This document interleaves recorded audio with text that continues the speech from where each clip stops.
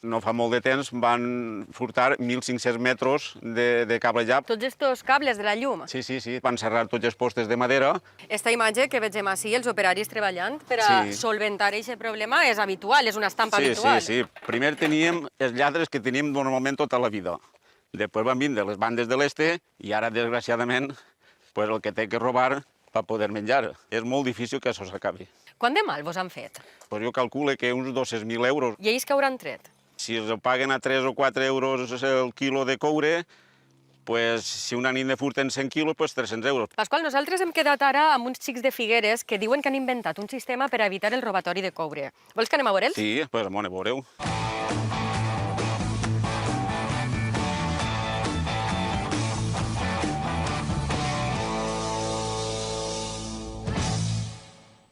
Ben encarregats, Ben encarregats.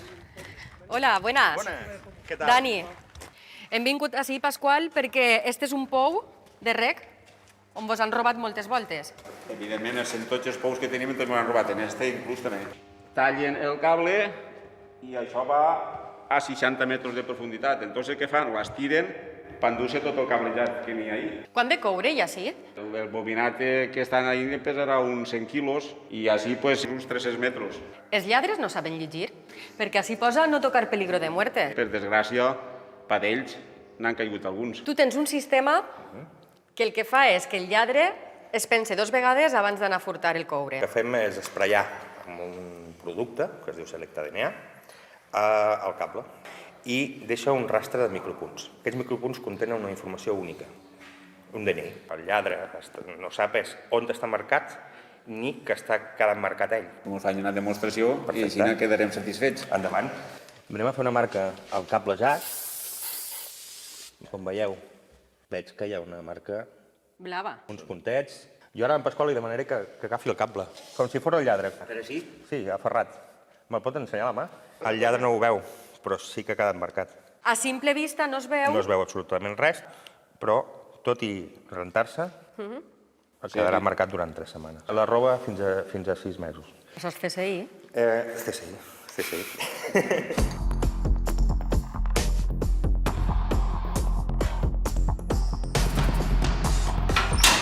La informació aquesta queda recollida en una base de dades. En 24 hores podem delimitar molt bé que en Pasqual ha tocat aquest cable. Jo no sóc el lladre, per amor de Déu.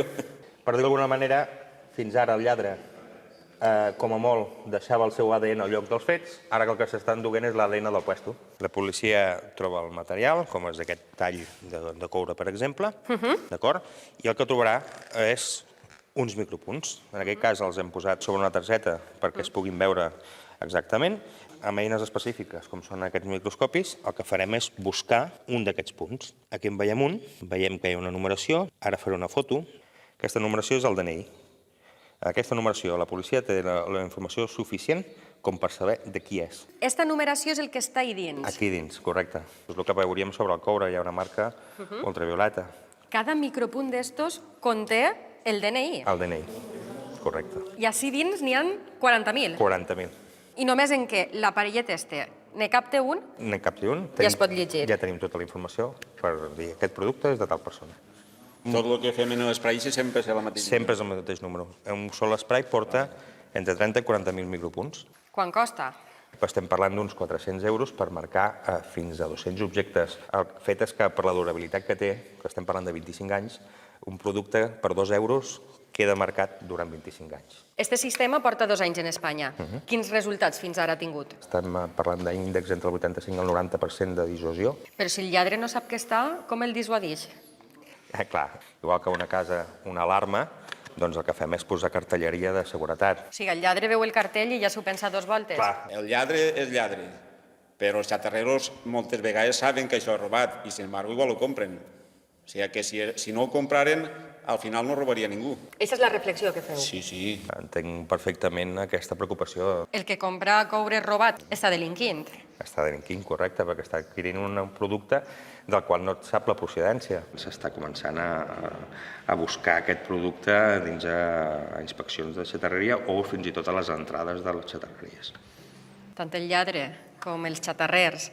Comencen a tenir problemes. Si tallem qui el compra, no farà falta robar-lo. Per tant, possiblement parin de robar-lo.